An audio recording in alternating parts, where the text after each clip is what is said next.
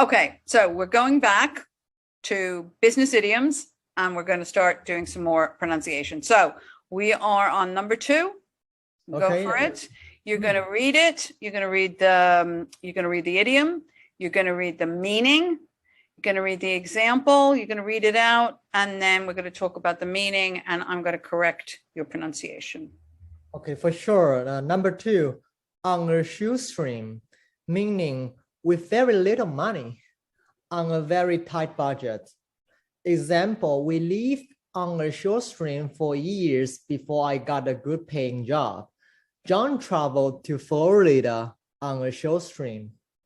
Okay, not on a shoestring, a shoestring. Oh, shoestring. Yeah, oh, it was so close. Yes. You were close. You were close. This word is pronounced example. Example. That's better. That's better.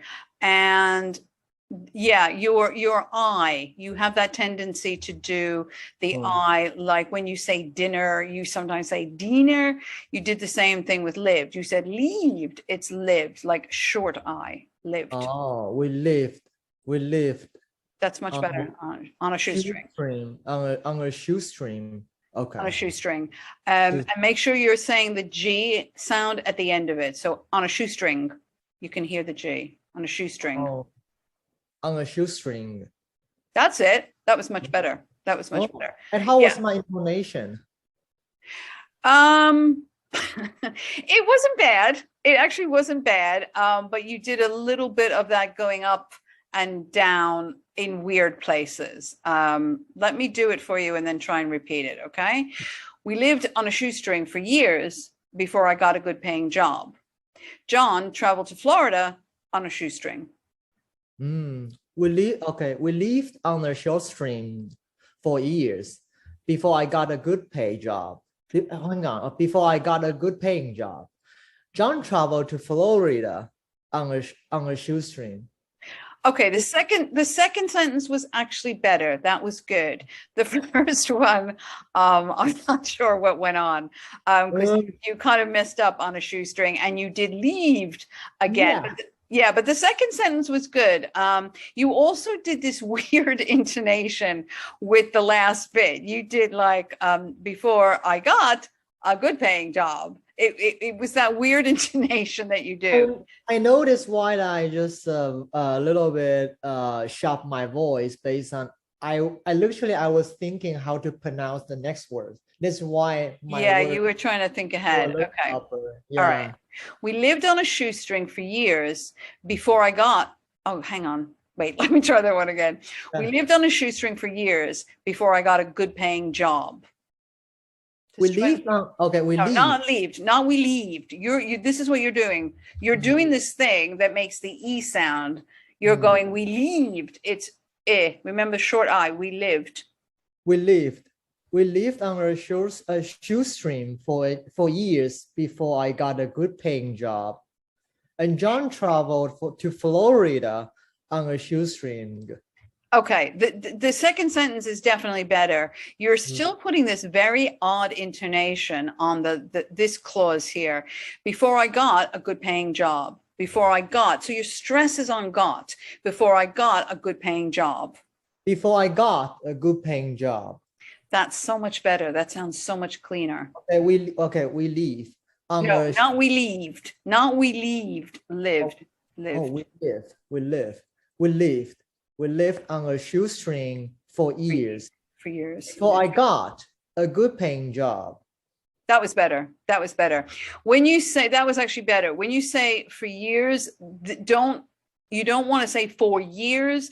It becomes, remember, connected speech. It becomes for years, for years. So we lived on a shoestring for years before I got a good paying job. Oh, Try one more. We live on a shoestring for years before I got a good paying job. Before I got a good paying job. You're coming right down. Don't go up on job, come down. Before I got a good paying job, come down. Okay, we live on a shoestring for years before I got a good paying job. That's it. But not we lived. We lived. We lived. We live, or it gonna take a while to. I know. I know. That's Yeah. okay. I know. We lived, because you keep saying we leave. And it actually sounds like you're saying leave, the verb to leave. So that's why you want to work on it. And first of all, don't make the sound like an E, make the sound like a short I, live, and make sure you put the D as well. So we lived. We lived. We We lived. lived. We lived. It's just a V sound. We lived. We lived. Lived. Lived. Lived. Lived. Yeah, but not lived. Lived. Lived. Lived. Lived. Lived. Lived. Lived. So the We D lived. at the end is quite soft. We lived. We lived. Is it T sound or D sound? No, it's a D. It's a D sound. So lived, lived, but it's very soft. It's not enunciated, but it's there. It's that soft sound right at the end. We lived. Okay. We lived. Okay. That's better. That's better. Okay. Have you ever had to live on a shoestring? Because I do all the time. Like Airbnb? No, Or not like it no, just no. different? Literally, on a shoestring means, you know, month to month, not knowing if you're going to have enough money to pay all your bills, and Oh. being very careful with your expenses. Like, do I have enough money for rent? Do I have enough money for my internet and my electricity? And then do I have anything extra to buy things that are luxuries and not necessities? Like for me, most of the time, I have to live like that. Do you? Oh, so it's like a scenario. When I was in college, I did had the same situation when I launched my little tiny business, because I purchased several 3D printer, which was quite expensive in that time. And literally I I didn't eat well, I didn't eat good, and basically So you had to budget. You had to budget. I had a budget, and I literally I went to meet my parents very often during that time, because I was able to eat for free from my parents. Hi, mom and dad. Can I have free food? We can stay together, hang out. Why is And so I'm sure they were happy to help you. Okay. Yeah.